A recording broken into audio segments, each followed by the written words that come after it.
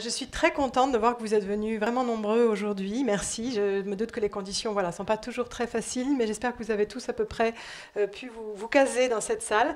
Voilà. Alors, effectivement, plus de 1000 collectifs qui se sont montés en France depuis environ 2 ans que ces compteurs Linky commencent à être déployés en France. Effectivement, c'est une sorte de croisée des chemins, car en fait, le compteur Linky est, avec les autres compteurs communicants, un petit peu une sorte de partie émergée de l'iceberg, si vous voulez, d'un changement de société qui est en train de voir le jour en France, pas que en France bien sûr, mais quelque chose qui en fait nous amène progressivement vers un monde du tout connecté, du temps réel, de la transmission instantanée d'informations privés, on va dire, personnels, vers des sortes de grands centres de stockage de données qu'on appelle des data centers, qui d'ailleurs en France représentent déjà au moins 9% de notre facture d'électricité nationale. Donc on n'est pas du tout dans un système qui va être moins énergivore qu'actuellement, au contraire. Effectivement, ce changement de société est un changement de société qui nous amène également à nous poser des questions sur cette vague justement du tout connecté et puis de tout ce qui va avec, à la fois l'aspect business, mais aussi du coup l'impact sur la santé notamment, puisqu'il y a tout ce qui est sans fil évidemment qui se développe depuis un moment, vous le savez, mais qui maintenant atteint des proportions très très importantes. Et dans le contexte de ces compteurs Linky, l'idée étant de développer également tout ce qui est objets connectés et connexion instantanée entre nos appareils électriques via des puces pour la domotique qui sont généralement souvent déjà dans nos appareils et qu'ils pourraient communiquer avec le compteur Linky, donc nous baignant également d'ondes dans nos logements de façon même encore plus importante que celle du système Linky installé aujourd'hui. On va en parler en détail. Alors, j'ai préparé un PowerPoint, donc c'est une sorte de diaporama qui va vous permettre de suivre un petit peu mes propos. J'essaye de faire des liens, j'essaye de vous expliciter un petit peu ce qui se passe, mais comme on disait, le compteur Linky, il y a des aspects liés aux vraies raisons de ce déploiement, derrière ce qu'on nous dit à la base. Il y a des impacts de la phase de pause, avec des problèmes liés parfois à des pauses mal faites qui donnent des problèmes d'appareils qui claquent, d'incendies, etc. Il y a des problèmes de démocratie dans cette mise en place justement forcée des compteurs communicants. Vous avez quand même de plus en plus de gens qui sont au courant des inconvénients de ces compteurs et qui n'en veulent pas, sauf que quand ils ont un compteur accessible depuis l'extérieur, souvent, on essaye de passer au rouleau compresseur sur leurs droits, sur leurs choix, et on essaye de poser quand même. Donc il y a un aspect démocratique très important qui se pose aussi au niveau des mairies, puisqu'effectivement il y a plus de 575 communes là, qui ont délibéré ou pris un vœu, une motion, un arrêté, quelque chose en rapport avec ce compteur, et qui, elles aussi, se voient souvent déférées devant le tribunal administratif par les préfets pour passer outre, quoi, là aussi. Voilà, donc un problème démocratique et un problème de risque lié à la pause, des problèmes en différé pour certains avec des problèmes d'incendie qui se multiplient. Il y a eu une sorte de phase d'omerta un petit peu pendant une période, mais qui a été rompue à l'automne dernier à travers un début de vague, si vous voulez, journalistique sur le sujet. Vous avez des incendies qui ont eu lieu à Toulouse, justement, des incendies de compteurs Linky, qui ont commencé à être médiatisés parce que les personnes avaient pris des photos. Et ça va être très important, justement. Disons, la fameuse omerta qui pouvait avoir lieu jusque-là sur le sujet a commencé à être rompue. Et depuis, il y a chaque semaine des faits divers, comme ils les appellent, sauf qu'ils se traduisent parfois, malheureusement, par des morts et parfois, déjà, par des gens qui perdent tout. Donc, on n'a pas envie que ça nous arrive, ça c'est clair. Et donc, même si on a beau nous dire, dès qu'on touche à l'électricité, il peut y avoir des risques, on n'a pas envie de faire partie des statistiques, quoi, hein, voilà. Donc, voilà, on en parlera si vous voulez.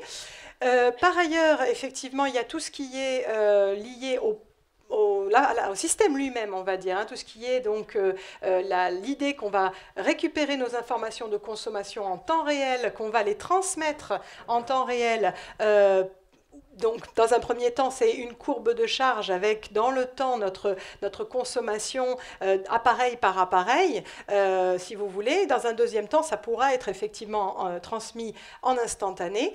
Là, pour le moment, c'est une transmission qui pourrait être quotidienne, mais qui est d'un enregistrement de tout ce qu'on a fait dans la journée, d'accord? De toute l'utilisation de la puissance de chacun de nos appareils électriques. Et chaque appareil électrique a une signature électrique. Donc, avec la puissance instantanée qu'il consomme, on peut savoir quel est l'appareil qui est allumé à quel moment.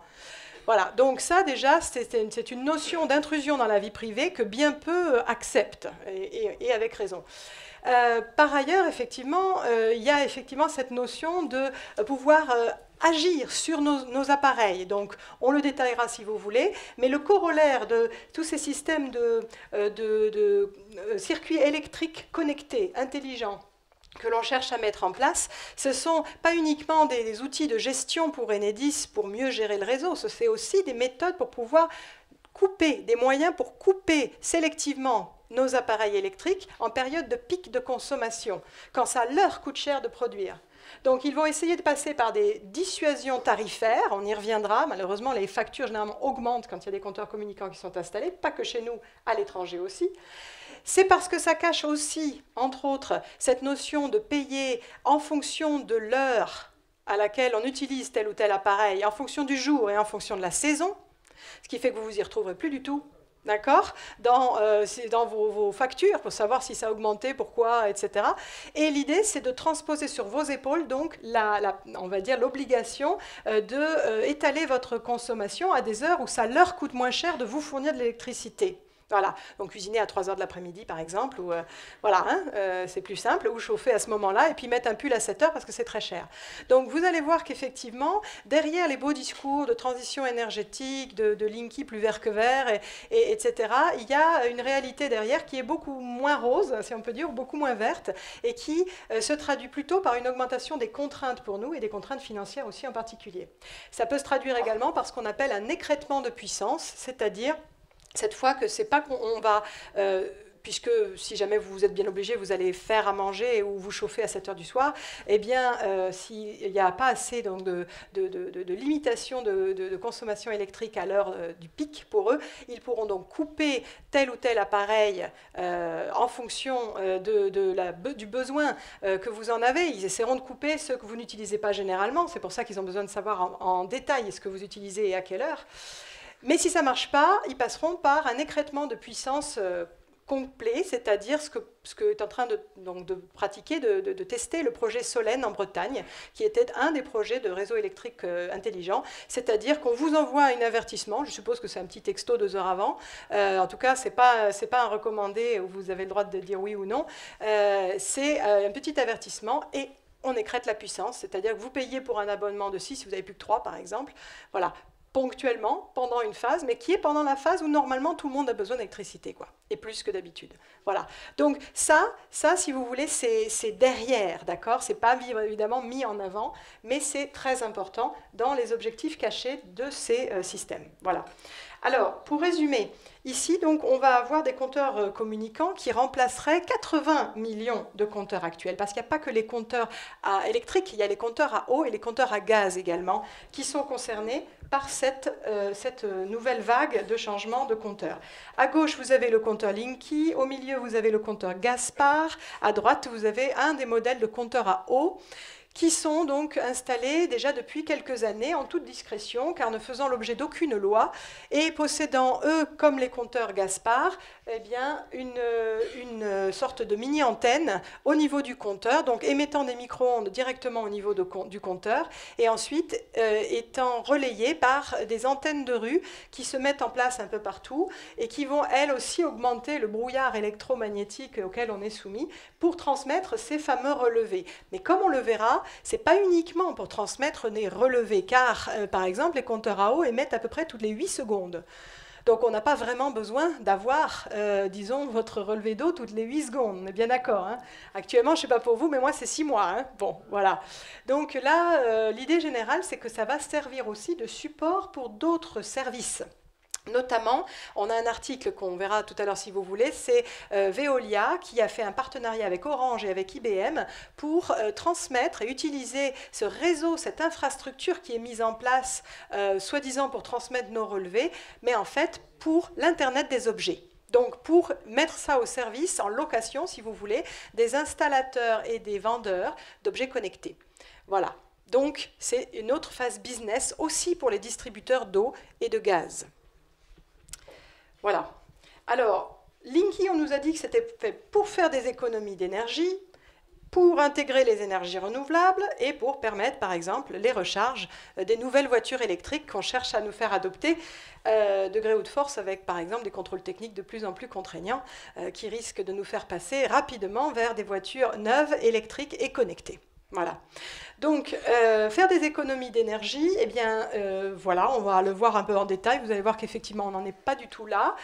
C'est pas ce qui se passe au niveau des économies de facture, ça c'est sûr. Au niveau financier, c'est pas ce qui se passe. Économie d'énergie, on peut même se poser la question parce que, voilà, vous voyez déjà, il y a tout le coût du renouvellement de ces compteurs. Et puis, ce sont des compteurs qui fonctionnent en permanence, qui sont électroniques et qu'il faut alimenter en permanence, et qui fonctionnent avec ces fameux data centers dont je vous parlais tout à l'heure.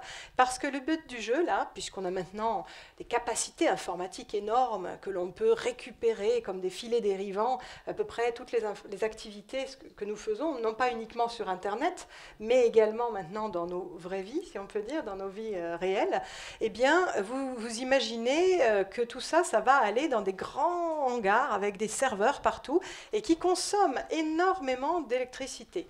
Voilà. Donc, pour les refroidir, on essaye de les installer, c'est ce qui se passe pour Google et compagnie, Facebook et autres, ils les installent le plus possible dans des pays nordiques, d'accord? Sauf que, bon, on essaye d'avoir des choses en local aussi. Donc en France, je répète, vous avez à peu près 9% de la facture énergétique française, facture électrique française, qui est déjà liée à ces data centers, et c'est évidemment en croissance exponentielle. Si ça vous intéresse, vous pouvez en savoir plus dans un livre qui est très intéressant et facile à lire, qui s'appelle « L'homme nu » de Marc Deguin. L'homme nu ou la dictature invisible du numérique. Voilà, L'homme nu de Marc Deguin. Je crois qu'on en a un exemplaire là-bas. Il vient de passer un livre de poche, parfait. Ben voilà, donc c'est très intéressant. Et ça vous résume un petit peu cette fameuse tendance sociétale dont je vous parlais tout à l'heure. Ça vaut le coup d'être au courant de ce qui se prépare, pour voir si on est d'accord et coopérer ou pas. Hein? Parce qu'après tout, on est quand même notre libre arbitre encore. Voilà. Alors, intégrer les énergies renouvelables, peut-être, c'est louable, c'est peut-être pour ça que ça faisait partie de la loi de transition énergétique. Sauf qu'on peut quand même se poser la question quand on voit ce qui se passe, par exemple, en Allemagne, où 25% de leur cocktail électrique, on peut dire, est lié aux énergies renouvelables, et ce, sans avoir eu besoin d'avoir recours aux compteurs communicants. Donc, on se demande comment ils ont fait. Il y a peut-être moyen de faire autrement. En tout cas, une chose est sûre, et ça fait la transition avec les voitures électriques, justement, si on utilise les énergies renouvelables, elles sont souvent intermittentes, il faut pouvoir stocker cette énergie, et ce qui coûte cher dans une installation, par exemple, photovoltaïque autonome chez des particuliers, certains le savent peut-être, ce sont les batteries. Et eh bien, Enedis a trouvé un moyen de pouvoir, Enedis, donc filiale à 100% d'EDF, hein, d'accord, a trouvé un moyen de pouvoir utiliser aussi les batteries des voitures électriques des particuliers comme stockage tampon que nous financerions, d'accord, pas eux, et qui ferait qu'à chaque fois que notre voiture est branchée et en mode recharge, s'il y a une alimentation, une production par exemple d'énergie renouvelable, eh bien on stockerait, on alimenterait les batteries. Par contre, si on a un besoin que par exemple on a branché en rentrant le soir et c'est malheureusement un pic si vous voulez de consommation, eh bien on va pomper au contraire sur les batteries. Donc elles serviraient de système voilà, de relais, de stockage gratuit. Alors, je ne suis pas sûre que pour les batteries, ce soit particulièrement bon, surtout si elles sont souvent déchargées. C'est une manière de les éliminer rapidement. Mais au moins, c'est vous qui les financeriez. Voilà. Et pour conclure sur cette notion de recharge de voitures électriques, vous vous doutez bien que le plein à 2 € tel qu'on nous le fait miroiter à l'heure actuelle, ça ne va pas durer parce que, eh bien, il y a la fameuse TIPP, hein, la taxe sur les produits pétroliers, vous le savez. Et bien la TIPP, c'est évidemment un sacré manque à gagner si tout le monde passe à l'électrique. Hein. Donc il va bien falloir pouvoir pister et taxer donc la consommation électrique liée à la recharge de nos voitures. Et ça c'est bien prévu, c'est d'ailleurs une des raisons pour lesquelles le CPL, le courant porteur en ligne, qui est donc ces fameuses fréquences qu'on va voir, qui sont associées au système Linky, eh bien, ces fréquences supplémentaires, elles sont là aussi pour pister de l'information, et puis si on peut pister quelle est la quantité d'électricité qui sert à recharger les voitures, on peut les taxer. Voilà. Donc, c'est une des raisons pour lesquelles le CPL passe dans le logement et ne s'arrête pas qu'au Linky. D'accord? Ces fréquences supplémentaires, elles rentrent dans le logement et elles ne vont pas juste s'arrêter au Linky parce qu'il faut pouvoir pister la consommation de nos appareils. Et je rajoute encore qu'à Toulouse, c'est encore plus agréable, si on peut dire, c'est qu'il y a le projet SoGrid, S-O-G-R-I-D, le projet SoGrid, qui est un des 17 projets donc, de réseaux électriques intelligents dont je vous parlais tout à l'heure. On a parlé de Solène en Bretagne, qui teste l'écrêtement de puissance. Avec SoGrid, à Toulouse, on teste l'utilisation de ces fameuses fréquences pulsées supplémentaires partout, et surtout avec une fréquence beaucoup plus importante, pour pouvoir encore mieux pister, grâce au CPL, la consommation de tous nos appareils et pouvoir les piloter à distance via le CPL. D'accord? Allumer et éteindre. Voilà. Donc, vous voyez un petit peu ce qu'ils cherchent à faire. Alors, est-ce que c'est écologique le Linky? Je ne sais pas ce que vous en pensez. Il est vert en tout cas. Mais bon, le problème, c'est que ça entraîne beaucoup de déchets quand même. Voilà. Alors évidemment, on nous dit que les fameux compteurs bleus qui, voilà, pour certains, fonctionnent depuis une 60aine d'années et qui fonctionnent bien, eh bien, on va les recycler. Hein, donc on fait dans le social, on utilise des travailleurs handicapés, etc., qui vont pouvoir séparer le plastique du métal un peu, voilà. Mais malgré tout, on met quand même à la poubelle 35 millions de compteurs qui marchaient bien. Et tout à l'heure, on a vu que c'est pareil pour l'eau et le gaz, donc autant vous dire que ça fait beaucoup, beaucoup de déchets. Voilà. Alors, on nous a dit que c'était obligatoire. Il y en a qui se disent « Ah bah oui, mais c'est bien malheureux, mais de toute façon, on ne peut rien y faire, hein, parce que c'est obligatoire. » Et on n'arrête pas de nous le seriner, d'ailleurs, nous envoyer des lettres un peu intimidantes à ce sujet quand on refuse, etc., etc. Alors, les deux grands arguments, c'est l'Europe qui l'impose et, du coup, la loi de transition énergétique de 2015 qui a traduit ces directives européennes dans la loi française et qui l'impose aussi. Donc, on n'aurait pas le choix du tout. Alors, en fait, il faut savoir une chose, c'est que l'Europe a effectivement, disons, une directive, plusieurs d'ailleurs, mais une directive européenne principale en 2009 qui demande aux États membres donc de déployer ces compteurs. D'ici à 2020, ils envisagent de déployer 80% de compteurs, sauf quand même que ça reste un choix possible de la part des États, que certains États ont décidé de ne pas les déployer, bien qu'il y ait une pression évidemment très importante, que certains États ont choisi de laisser le choix à leurs habitants. C'est par exemple le cas de l'Angleterre. Vous avez la possibilité de le choisir ou pas. Et ceci est confirmé, par exemple, par cette lettre qui a été donc adressée par des collectifs et dont on a reçu une réponse. Vous voyez, c'est Commission européenne, Direction générale de l'énergie. Alors, c'est une lettre qui date du 11 août 2017 et qui notamment, donc je vous en ai extrait un paragraphe, qui notamment indique donc « Je vous prie de noter que les États membres ont toute latitude pour statuer sur ces questions. Il s'agit par exemple des scénarios envisageables, à savoir le caractère obligatoire ou facultatif du déploiement sur leur territoire, le remplacement éventuel des compteurs existants, ou pas, hein, ou la possibilité pour les consommateurs de ne pas adhérer au système ou de le faire plus tard. » D'accord? On ne peut pas être plus clair. Donc, quand on nous dit « l'Europe l'impose », c'est faux. Voilà. Donc, on a la latitude de le choisir. Certains États ont choisi de ne pas le déployer. Certains États, comme l'Allemagne, avaient choisi de ne le déployer que pour les gros consommateurs, c'est-à-dire ceux qui consommaient plus de 6000 kWh par an, sachant qu'en Allemagne, la moyenne est de 3500 kWh par an. Évidemment, ils n'ont pas tous les radiateurs grille-pain qu'on a déployés, nous, dans les années 70 pour éponger le trop-plein de production des centrales électriques, des centrales nucléaires à l'époque. Voilà, maintenant, on n'est pas du tout dans le même cas, évidemment. Et ici, je ne sais pas, mais c'est beaucoup plus que ça, par contre. Ouais, ouais. Là, eux, ils ont une utilisation assez basse quand même. Le problème, évidemment, c'est que quand vous prenez un chauffage électrique, c'est extrêmement inefficace quoi, comme génération de chaleur. Voilà, il y a beaucoup mieux que ça. Par contre, quand vous avez un système de ce type, eh bien, vous vous dites, ben, il n'y a pas beaucoup de monde qui vont être concernés hein, par la pose de ces compteurs. Sauf que là, évidemment, il vient d'y avoir une pression plus importante sur l'Allemagne et ils ont dit que bon, peut-être les autres consommateurs, ils l'auraient plus tard. Donc les petits consommateurs l'auraient plus tard dans un deuxième temps plutôt que de ne pas l'avoir du tout. On va voir ce que ça donne. De la même manière, en Belgique, ils ne l'installaient pas. Sauf que là, eh bien, on vient d'apprendre que Enedis a vendu la technologie du Linky à la Wallonie. Donc ils vont l'installer en Wallonie. Voilà, sachant que c'est une des ambitions évidemment d'Enedis, c'est pour ça qu'il y a aussi une grosse pression sur ce projet, c'est que c'est un projet que l'on cherche à exporter, que l'on cherche à faire, voilà, à faire financer par d'autres pays également. Et donc, il y a une pression commerciale importante. Voilà. Rappelons que Enedis est une filiale à 100% d'EDF, que EDF est dans une situation financière très catastrophique, d'accord, que l'EPR de Flamanville qu'on n'arrive pas à terminer, dont la cuve n'était pas aux normes, et on a tordu un peu un bras à l'autorité de sûreté nucléaire pour qu'elle valide quand même l'acier de la cuve, parce que sinon les conséquences financières étaient désastreuses, d'autant qu'on s'était engagé à fabriquer 2 EPR comme ça pour les Anglais à Hinkley Point, ce qui avait d'ailleurs donné lieu au fait que le directeur financier il y a 2 ans avait claqué la porte, si vous voulez, parce qu'il voyait bien que ça mettait en péril les finances de l'entreprise, et l'entreprise c'est un peu l'État aussi quand même, hein, vous le savez, c'est donc un peu nous.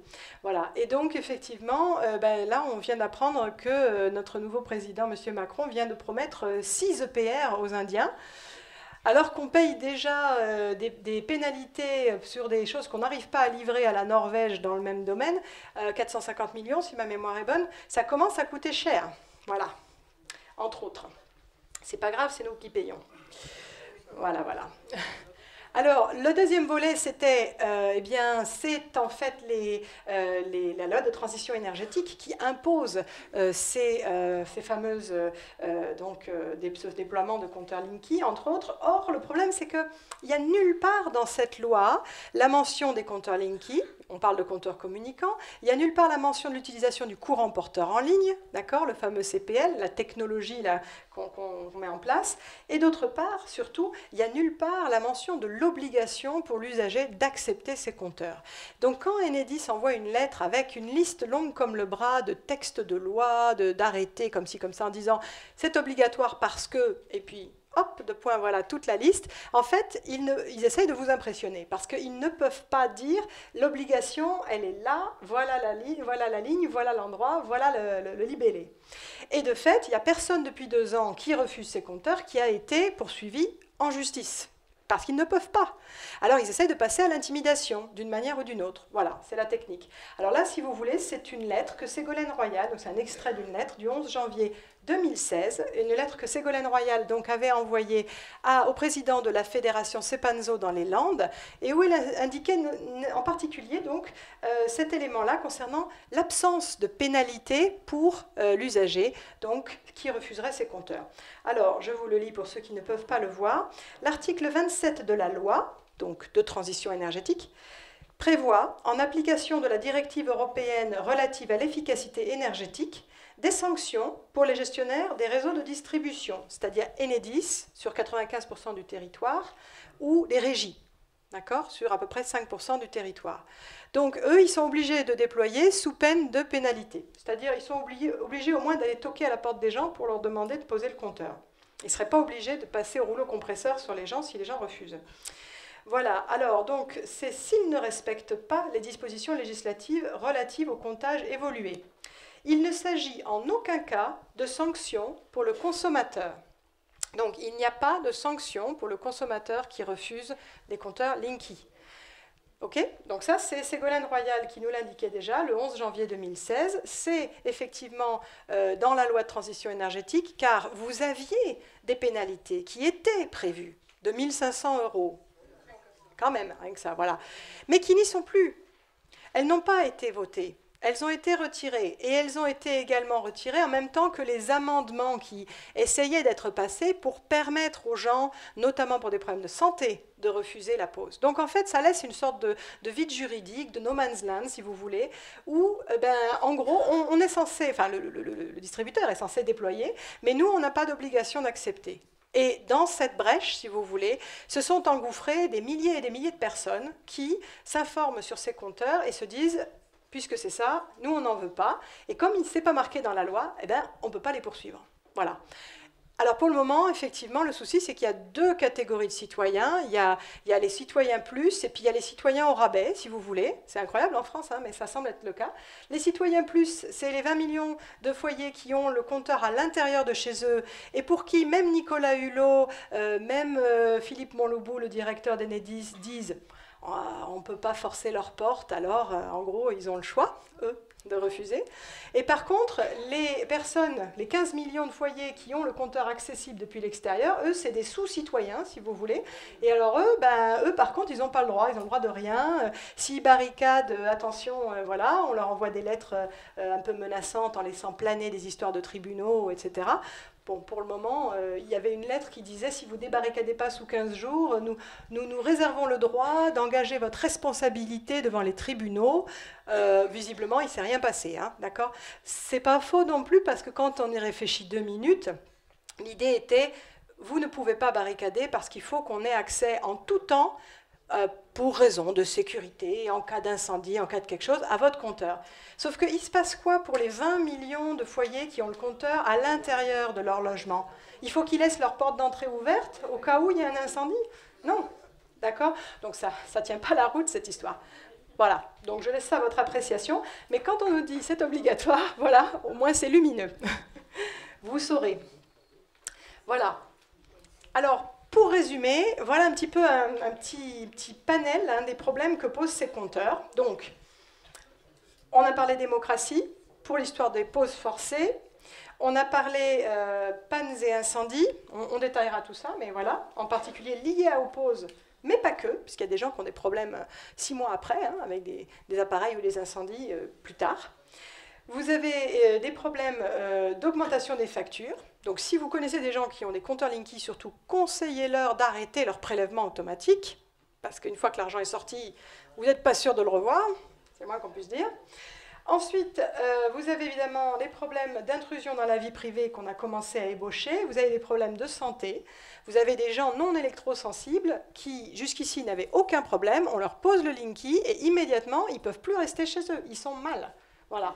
Alors, ils ont les mêmes symptômes que les personnes électrosensibles, hein, c'est-à-dire souvent les maux de tête, les migraines, les insomnies, l'accélération cardiaque, arythmie cardiaque pour certaines personnes, des problèmes de nausées, des problèmes d'acouphènes, des choses classiques liées aux ondes, qu'elles soient basses, comme par exemple les infrasons des éoliennes, dont l'aspect paysager est le moindre de leurs problèmes. 40 km, hein, l'influence autour d'une éolienne, s'il y a des failles sous l'éolienne. Donc voilà, c'est vraiment une fausse bonne idée. L'éolien à petite échelle, oui.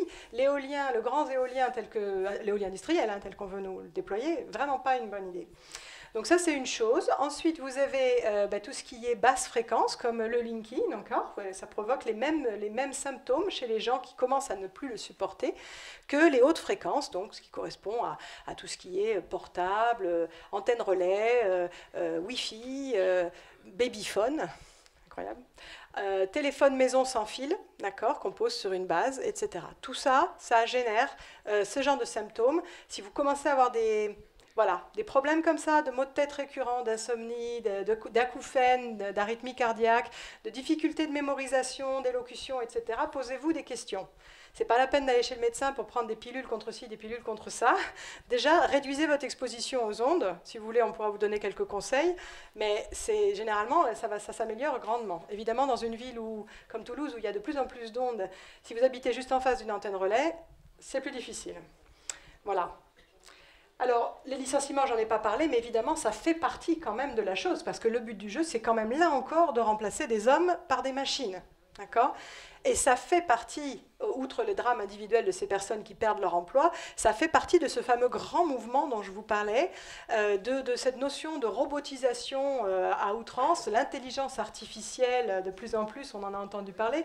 Vous avez peut-être entendu notre ministre du Travail qui expliquait que justement on allait aussi investir de plus en plus dans tout ce qui est intelligence artificielle. Donc on allait vendre en fait des fleurons français pour pouvoir dégager de l'argent. Donc on allait finalement vendre les bijoux de famille, si on peut dire, pour dégager de l'argent afin d'investir dans ce qu'on appelle les technologies de rupture. Alors c'est un beau terme pour dire tout ce qui est intelligence artificielle, pour remplacer, alors ils le disent ouvertement dans un certain nombre d'articles, remplacer par exemple les facteurs par des drones, c'est déjà en train d'être testé par la Poste dans le Sud-Est, développer les navettes sans conducteur, hop, exit les conducteurs. Vous voyez bien se développer tout ce qui est évidemment les caisses automatiques, voilà. Vous avez Amazon Go, le nouveau type de supermarché Amazon développe maintenant aux États-Unis où on arrive, on paye. On n'a pas du tout de passage en caisse en fait. Tous les produits ont une puce. Une puce, si vous voulez, qui peut être lue. Quand on passe, c'est directement débité sur notre compte en banque. Voilà, ça, on exit les caissières, mais surtout, merci le big data, parce que ça permet de faire quoi? De pouvoir pister instantanément tout ce que vous achetez. D'accord? Donc pas besoin de carte de fidélité ou de ci ou de ça, là, c'est pas optionnel du coup. Du coup, on sait exactement quel est votre profil, ce que vous aimez, on peut déduire énormément de choses sur vos vies, sur votre famille, sur vos goûts, sur... voilà. Et après, on peut vous faire des publicités ciblées éventuellement, voilà, ce qui peut aller avec. Sur le smartphone ou chez vous, ou des appels intempestifs, ou des choses comme ça, vous connaissez ça sans doute. Hein. Voilà. Il faut filtrer, hein, parce qu'effectivement, ça devient pénible. Voilà, donc il y a ce genre de choses. Mais on peut aussi faire varier les prix, figurez-vous. Alors, bon, moi, je suis professeure d'anglais hein, au lycée de Foix, donc j'ai une approche, si vous voulez, qui me permet aussi d'avoir accès à des documents en anglais. Et donc, par exemple, il y a un article intéressant que j'ai étudié l'année dernière avec mes élèves en BTS, notamment. Donc, c'est lié à Cookie Monsters, hein, c'est à propos des cookies, vous savez, sur Internet. Voilà. Et bien, c'est là qu'on voit que, par exemple, il y a des prix qui peuvent fluctuer en fonction, non pas de la tête du client, mais pas loin, en fonction du profil du client. C'est-à-dire que si vous êtes allé beaucoup sur le site internet, là c'était pour une compagnie aérienne, et puis vous êtes intéressé par un vol, vous y allez souvent, et finalement vous voulez prendre le billet, et crac, le prix monte.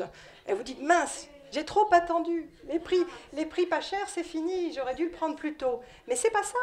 La journaliste, elle a effacé son historique de navigation, elle a effacé ses cookies et le prix, il est revenu à son point de départ. C'est parce que grâce à ce pistage qu'ils peuvent faire sur vous, à ce profilage, ils vont se dire « Ah, il est intéressé, bon, il va payer plus cher peut-être. Allez, on essaye et on monte le prix. » Voilà.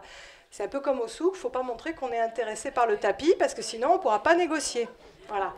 Sauf que là, c'est un peu en douce, quoi. Vous croyez que c'est parce qu'il n'y a plus de place. Voilà, exactement. Et il n'y a pas que les compagnies aériennes qui font ça. Voilà. Hein. Donc le titre de l'article, si ma mémoire est bonne, c'est Cookie Monsters, Why Your Browsing History Could Mean Rip-Off Prices. S'il y en a qui parlent un peu anglais, voilà. Why Your Browsing History Could Mean Rip-Off Prices, c'est-à-dire des prix arnaques. Voilà. Donc autant vous dire qu'il n'y a pas que la publicité intempestive. À partir du moment où en fait on a créé des data centers qui correspondent à autant de grands fichiers, un peu comme la Stasi hein, à l'époque, hein, mais beaucoup plus efficaces, eh bien on peut vraiment profiler bien la population et on peut faire varier énormément de choses. Énormément d'accès ou pas à certaines choses, énormément donc de prix à la tête du client, etc., etc. Donc il faut savoir quand même que ce qui nous guette malgré tout, c'est un fichage. Et ça va bien au-delà du fameux fichier, vous savez, dont on a parlé il y a quelques années, là, que certains ont critiqué par rapport à l'aspect policier de la chose. Là, au nom de l'aspect commercial, on est en train de faire beaucoup plus. Alors, si ça vous intéresse, je vous suggère d'aller regarder l'émission donc de Cache Investigation, on la trouve sur Internet, hein, Cache Investigation, Marketing, les stratégies secrètes. Marketing, les stratégies secrètes.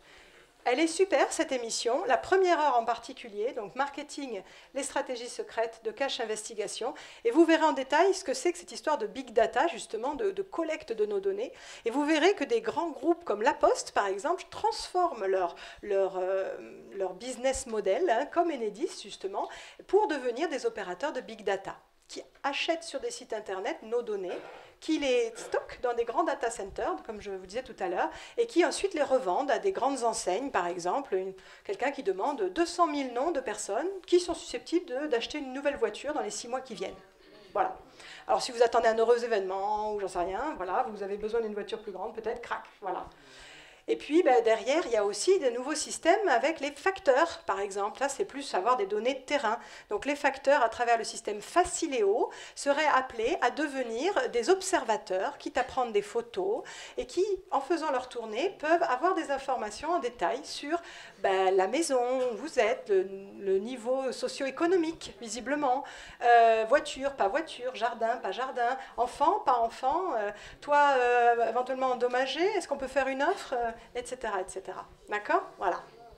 Donc regardez, marketing, cache investigation, les stratégies secrètes. Donc un marketing, les stratégies secrètes, c'est très intéressant et ça vous donne un peu une idée de ce qui se passe. Alors ça évite de réfléchir, un petit peu comme avec Amazon, quand on vous suggère des choses. Hein, voilà. Et on vous dit, d'autres personnes, voilà, ont choisi la même chose, voilà.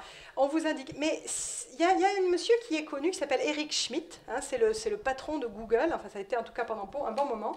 Et lui, alors, il a deux éléments, deux phrases très intéressantes, je trouve. Une phrase, c'est « La vie privée aura été une parenthèse dans l'histoire de l'humanité ». Merci beaucoup, mais non. Voilà. Et puis, d'autre part, il a dit en 2011 qu'il sera, donc ces techniques de suggestion dont on parlait et de profilage seront bientôt si perfectionnées qu'il sera très difficile de ne pas acheter quelque chose qui nous aura d'abord été suggéré. C'est clair, hein? Alors, on ne parle pas de manipulation, on parle de service aux consommateurs, bien sûr.